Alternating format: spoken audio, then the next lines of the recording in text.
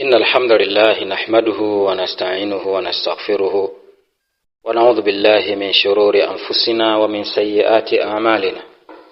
من يهده الله فلا مضل له ومن يضلل فلا هادي له. وأشهد أن لا إله إلا الله وحده لا شريك له وأشهد أن محمدا عبده ورسوله أما بعد. Baada ya kumshukuru Allah subhanahu wa ta'ala na kumtakia sala na salamu Mtume wetu Muhammadin sallallahu alayhi wasallam, leo tutaendelea na ukumbusho wetu, na hiki ni kikiwa kikazi cha 11 ambako katika kikazi kilichopita tulizungumzia namna iliyokuwa sahihi ya kutangaza kifo cha mtu. Katika majlisi yetu ya leo biidhnillahi tabaraka wa taala tutazungumzia kipengele kinachohusu husnul khatima. Tutaeleza maana ya husnul khatima, lakini pia tutaeleza maana yake na tutaeleza baadhi ya alama zake. Ndugu zangu katika iman, husnul khatima maana yake an yuwaffiqa Allahu al-'abda qabla mautihi litawbati an-nasuh. Ni Allah subhanahu wa ta'ala kumwafikisha mja kabla hajafa, akamwafikisha kutubia madhambi yake, wa thabati ala al-imani wal amali salih, na kuthibiti katika imani na kufanya matendo mema. Thumma yaqbidahu ala al-islami was sunnah, kisha baada ya hapo Allah subhanahu wa ta'ala anaichukua roho yake huyo mtu akiwa katika Uislamu wa sawasawa na akiwa katika mafundisho ya sunna yaliyokuwa sawasawa. Hii ndiyo maana ya husnul khatima.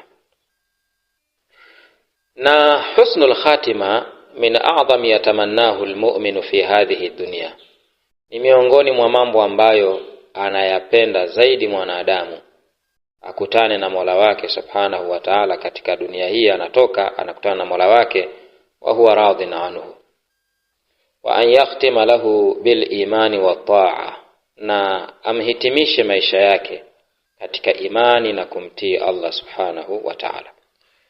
Sisi sote tunamuomba Allah subhanahu wa ta'ala atujalie mwisho mwema katika maisha yetu. Kwa nini tunaomba hivi? Kwa sababu innal ibrata laysat bi bidayatil amal walakinnal ibrata bi khawatimil a'mal. Kwa sababu mazingatio, kitu kinachozingatiwa kwenye umri wa maisha ya mwanadamu ni mwisho wa matendo yake. Aliishia katika mazingira gani na si mwanzo. Allah subhanahu wa ta'ala anasema katika surati Ibrahim, yuthabbitu Allahu alladhina amanu bilqawli thabiti fil hayati dunya wa fil akhirah.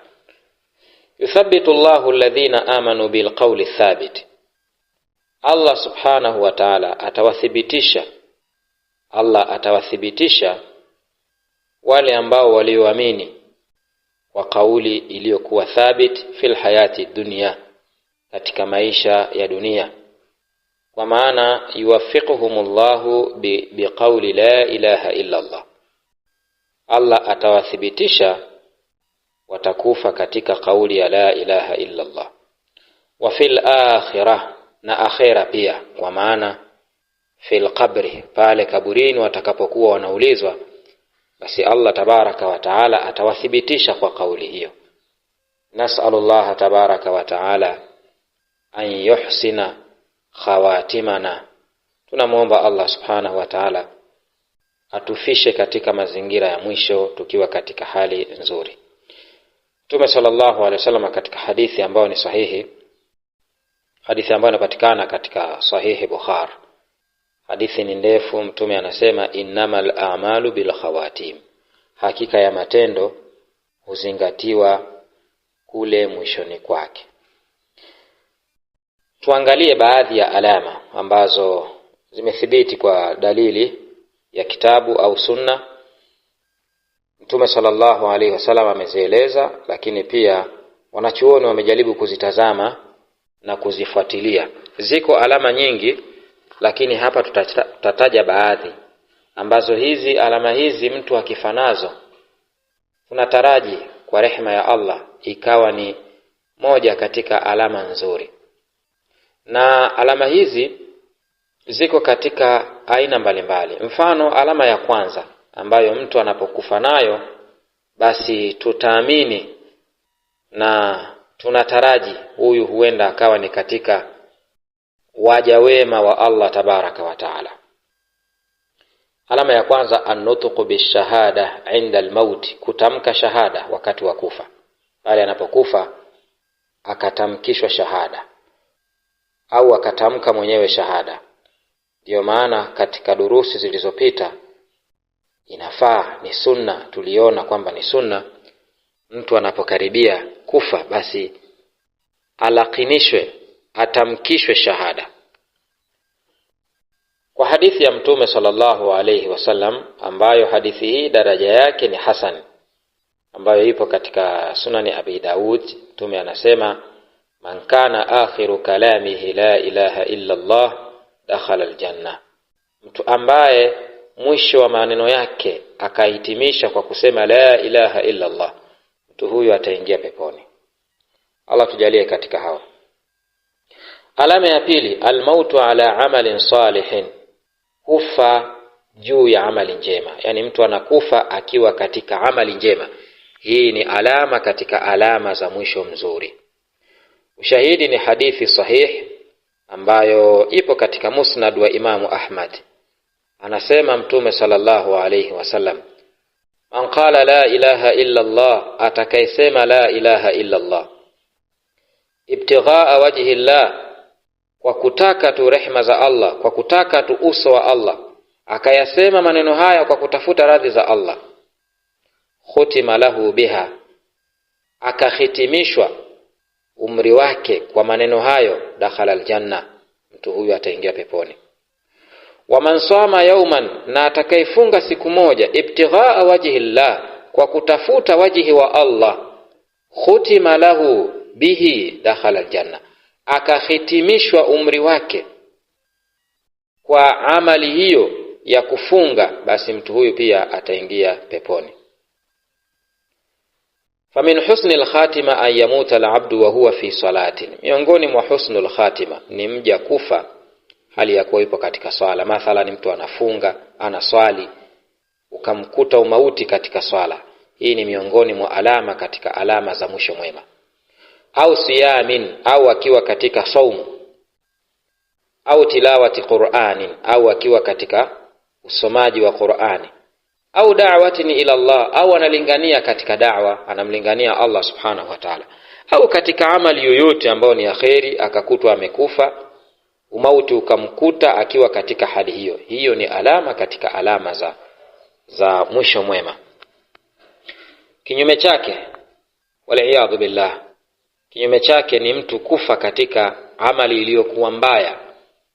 Mtu anakutwa hali ya kuwa mwizi, anakufa katika wizi, ni alama katika alama za mwisho mbaya.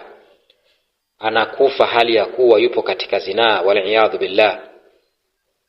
Nas'alullaha tabaraka wa ta'ala an yaqiyana wa an yukhtima a'malana bil khairi wal husni.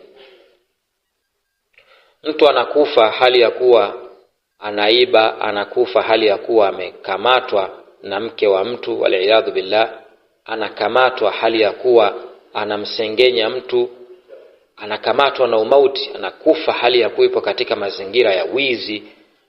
Hizi zote ni katika alama mbaya kabisa. Tunamuomba Allah subhanahu wa ta'ala atuepushe na ajalie mwisho wetu uwe mwema. Katika alama nyingine, ta'arruqul jabini 'inda al-maut, kububujikwa na jasho katika kipaji cha uso wakati wa kufa. Mtume sallallahu alayhi wasallam anasema katika hadithi ambayo ameieleza Imamu Tirmidhi na Imamu Nasai, lakini pia na Imamu Ahmad, hadithi ikiwa na daraja ya hasan, asema Mtume sallallahu alayhi wasallam, almu'minu yamutu bi'araqil jabin, mu'mini anakufa kwa jasho katika paji lake la uso. Lakini alama nyingine, almautu yawm aljum'ah au lailatiha, kufa siku ya Ijumaa, siku ya Ijumaa au usiku wake, yani usiku wa kuamkia Ijumaa. Mtume sallallahu alaihi wasallam katika hadithi ambayo daraja yake ni hasan, ukijumlisha njia zake zote zilizojia, na hadithi hii ameieleza Imamu Tirmidhi na Imamu Ahmad, anasema yaqulu sallallahu alaihi wasallam, ma min muslimin yamutu yawm aljum'ah, hakuna muislamu yoyote atakayekufa siku ya Ijumaa au lailatal jum'ah, au siku wa Ijumaa, illa waqahu Allahu fitnatal qabr, isipokuwa Allah subhanahu wa ta'ala atamkinga na fitna na adhabu za kaburi. Hiyo ni alama katika alama za mwisho mwema. Alama nyingine, ash-shahadatu fi sabilillah, kupata shahada katika dini ya Allah. Unakufa hali ya kuwa ni vitani, unakufa unapigania dini ya Allah. Hii ni moja katika alama zilizokuwa nzuri. Allah subhanahu wa ta'ala anasema katika surati Ali Imran 169, wala tahsabanna alladhina qutilu fi sabilillahi amwatan, wala msidhanie wale ambao waliofishwa katika njia ya Allah kwamba wao ni wamekufa, bal ahya'un 'inda rabbihim yurzaqun, bali wako hai mbele ya Allah subhanahu wa ta'ala wanaruzukiwa. Na Mtume sallallahu alayhi wasallam anasema katika hadithi sahihi amepokea Imam Muslim, man qutila fi sabilillahi fahuwa shahidun, atakayeuliwa katika dini ya Allah, katika njia ya Allah, katika jambo lolote ambalo ndani yake kuna kumtukuza Allah, kuipigania dini ya Allah, basi huyu atakuwa katika shahada. Huyu ni shahidi miongoni mwa mashahidi. Lakini alama nyingine miongoni mwa alama za kifo kizuri au alama za husnul khatima, mwisho mwema, almautu bitta'un, kufa kwa ugonjwa wa ta'un. Qala sallallahu alayhi wasallam, Mtume anasema at-ta'unu shahadatun likulli muslim. Ta'un ni shahada, ni shahidi anayekufa na maradhi hayo kwa kila Muislamu.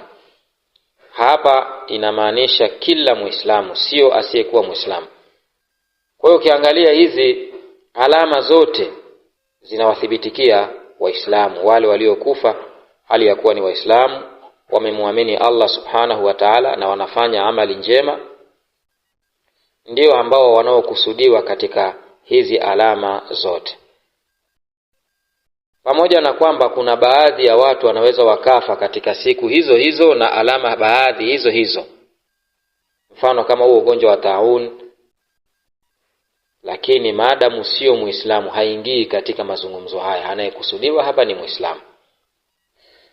Lakini alama nyingine, al-mabtun, ni yule aliyekufa na tatizo la tumbo, yani maradhi ambayo yapo katika tumbo lake, ima ugonjwa wa tumbo wenyewe au maradhi yote ambayo yapo katika tumbo, labda kansa na mengineyo.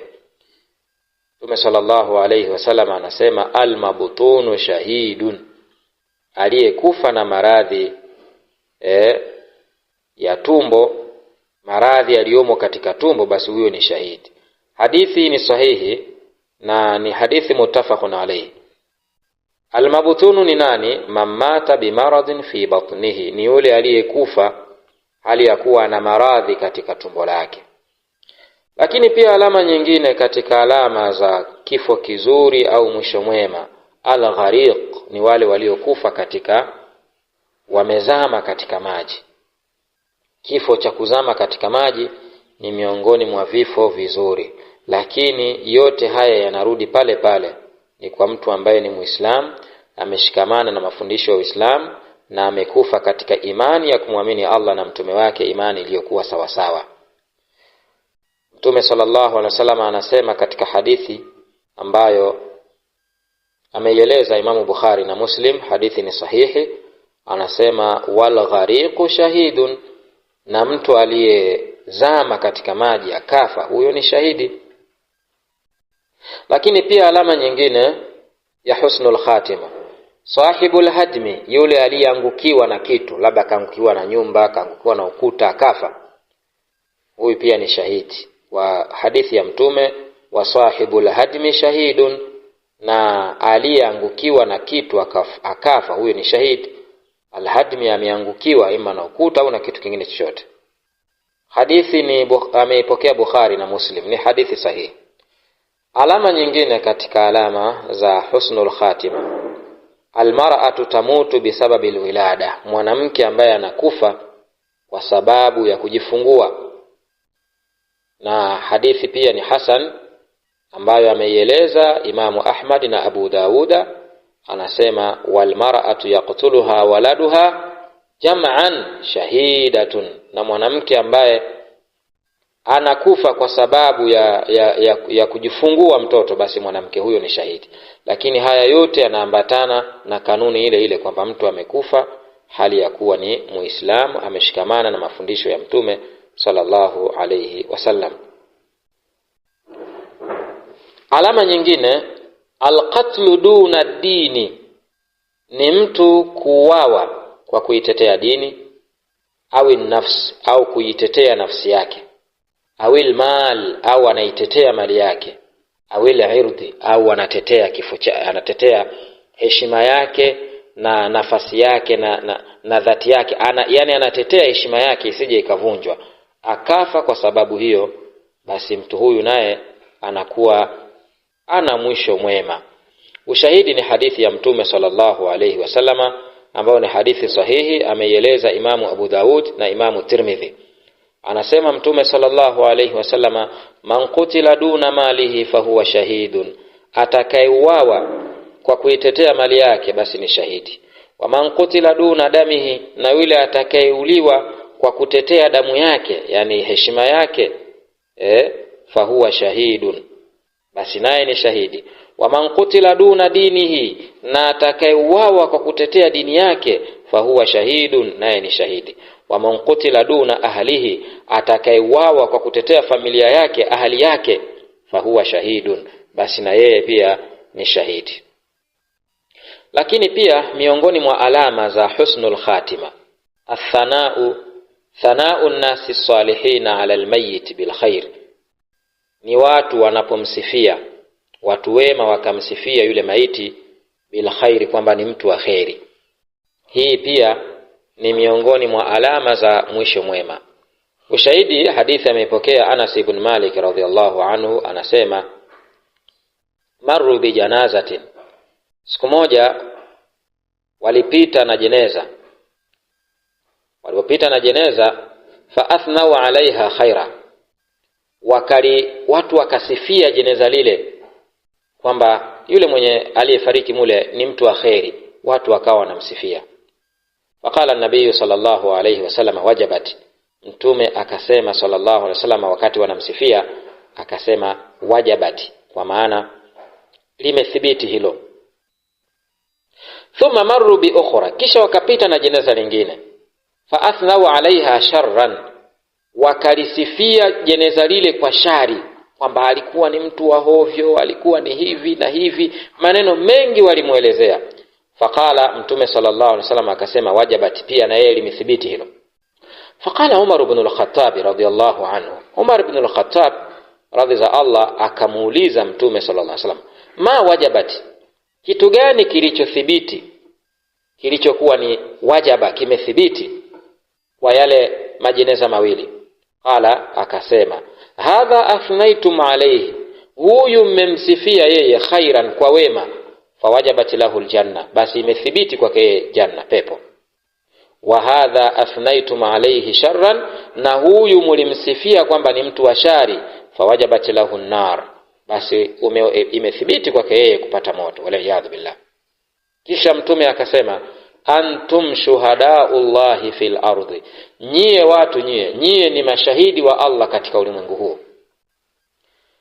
Kwa hiyo miongoni mwa alama, hadithi hii inajulisha nini? Hadithi hii inajulisha kwamba anna min alamati husni al-khatima an yujri Allahu ala alsinati almu'minina thanaa alhasan ala almayyit ba'da wafatihi.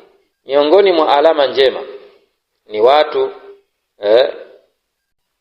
ni watu wakawa wanamsifia, wanamuelezea huyu maiti ambaye ni muumini, wakawa wanamsema wa uzuri baada ya kuwa yeye ameshafariki.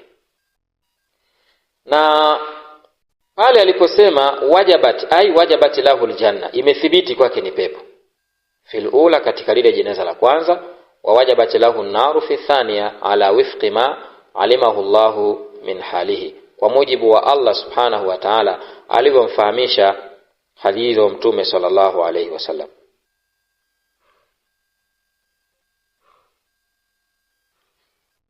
فإذا مات الإنسان وأخذ الناس يذكرون صلاته وتقواه وصدقه وحسن خلقه ونفعه للمسلمين فهذه من البشائر التي يرجى أن تدل على حسن خاتمته.